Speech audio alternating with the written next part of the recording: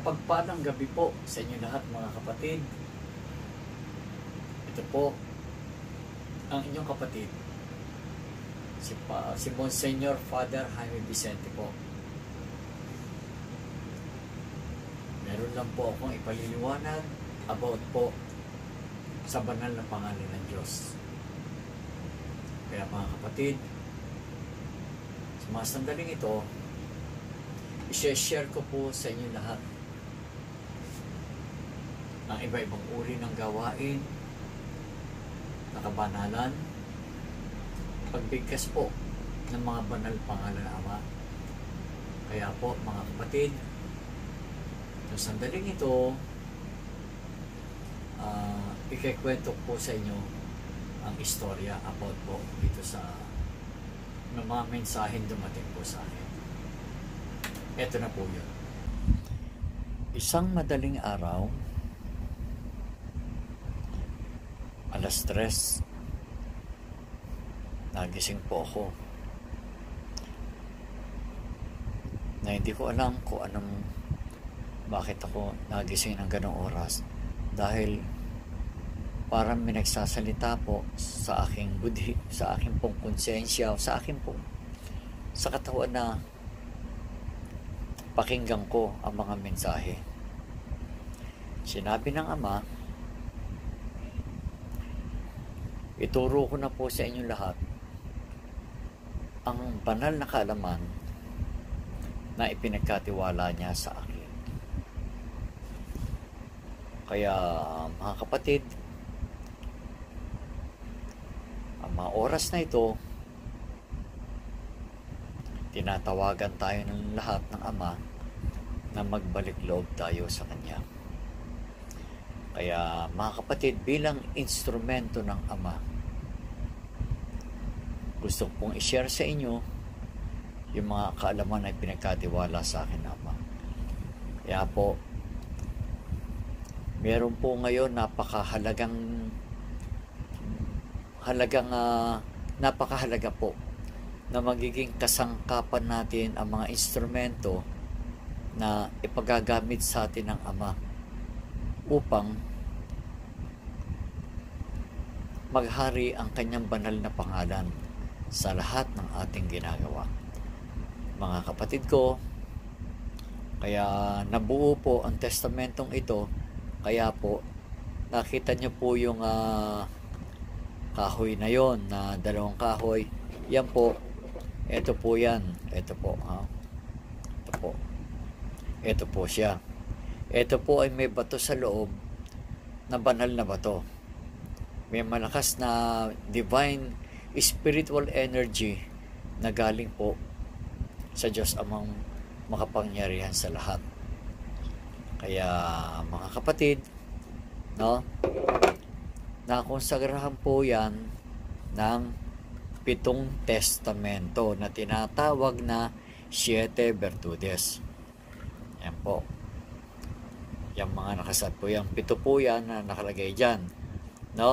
At saka nakonsagrahan din po ito ng mga iba-ibang kapangyarihan na ipinagkaloob po ng Ama, lalo-lalo na po sa mga medalyon na yan. Nandito na rin po. Ang pinakamahalaga po sa lahat, yung kanyang 225, yung 225 banal na pangalan. Nandito po yun mga kapatid. Yan. Ito po. Yan. Yung Salutator Adam, Tragula, Orsum Rabet, Aligatum Romel, yan po. Yan po yung mga Saturna hindi Coronados, sumunod po yung Saturna Coronados, at saka yung kanyang mga banal na pangalan po na nakasaad po sa mga bagay na yan. Yan. Kaya kapag nabigkas nyo po lahat yan, in the name of the God the Father, God the Son, God the Holy Spirit, maghahari po ang banal na kapangyarihan ng Ama sa mga tao po na nagsusumikap bumigkas ng mga banal na pangalan ng Diyos Ama. Ipaliliwanag ko po ngayon sa inyo kung paano po. Mga kapatid, napakahalaga po na sandaling ito para po sa lahat ng tao, para po sa kaligtasan natin lahat. Kailangan po talaga mag-iingat tayo dahil sa panahon ngayon, laganap na po ang mga masasamang espiritu upang magligaw ng mga tao kung paano po ang ginagawa dito sa ibabaw ng lupa. Sinisikap po nilang iligaw ang mga tao para po sumuway sa kalooban ng Ama. Kaya ngayon mga kapatid, kailangan niyo po ba ng solusyon sa problema? Kailangan niyo po ba ng katuparan? Katuparan sa pag-ibig, sa trabaho, sa pag-aaral, sa abroad, sa lahat po. Dahil wala pong ibang tutulong sa atin kung hindi ang pinanggagalingan ng kalakasang banal na espiritual. Ito po ay galing walang iba kung hindi sa Diyos amang makapangyarihan sa lahat lamang. Kaya mga kapatid, kapag po, kaya inaanyayahan ko po kayo na magkaroon po ng ganito. Napakahalaga po nito, Siete Virtudes at saka yung mga banal na pangalan po, mapapasa inyo po, ipadadala ko po sa inyo ito, sa inyo, saka ito po. No? Ay yung ganito po, laminated po yun. Ganito po yun. Nakalaminate po. At saka meron po tayong pirma dito. Pirma. Ha? Yan. Kasi po, ang gamit na ito ay konsagrado. Pinagkalooban po na Ama, no? Ng kalakasan, ng banal na kalakasan, ang mga banal na pangalan ng Ama at ang gamit na ito. Kaya kung bibigkasin niyo ito mga kapatid, pag bibigkasin niyo po yung mga banal na pangalan ng Ama, una sa lahat, manalangin tayo na isang sumasampalataya, isang Ama namin, isang Abag Ginoong Maria, isang luwalhati. At hilingin natin Ama sa Ama na pahintulutan tayo mabikas yung kanyang mga banal na pangalan. Pagbikas po natin ang kanyang mga banal na pangalan, pag ganito po, nakatapat po sa bibig ito. Nakatapat. Tapat lang po. Kahit na hindi naman nakadikit. Medyo ba, para kayo nasa mic, ganun po, di ba? Yung Salutator Adam Tragula Orsum Rabet Alegatum Ramael Saksut Pelotor Nabilem Tramenda Insurubit Tutambat Isutum Tindilsun Onator Populator Emmanuel Ramakat Amperator Rotatem Obsculum Temperitator Adonai sa bawat. Tuloy-tuloy po yun. Kaya ang pagbigkas po, pagbasa po, pababa. Ito po. Pag nabasa nyo to, yung una, pangalawa, basahin nyo. Puro pababa po yan. Puro pababa. Pag nakarating kayo sa dulo, natapos na po, in the name of God the Father, God the Son, God the Holy Spirit. Mga kapatid, ito na po ang pinaka-ultimate, no? Sa ating pagsamba at pagbigkas sa banal na pangalan ng Ama, sinabi po na Ama, pagpapalain ko ang mga taong nakakaalam ng aking banal na pangalan. 100% po yan, sinabi na Ama. Sinabi na Ama, I will prosper you 7,777 times. Kaya mga kapatid, wala pong ibang pinagbilinan ang Ama kung hindi ako na kanyang lingkod. Lingkod po ako, pero yung iba po, may binibilin din sa kanila. Kaya lang po, iba po yung ibinilin sa atin. Ibinilin po sa atin, sa kaligtasan po ito. Yan, napakahalaga po. Dahil, ang gawain pong ito na ginagawa natin, hindi na po tayo hihiling sa Kanya kung anong ating kailangan. Pag araw-araw po natin binibigkas ang kanyang banal na pangalan, ipagkakaloob po sa atin ng Ama ang ating pangangailangan.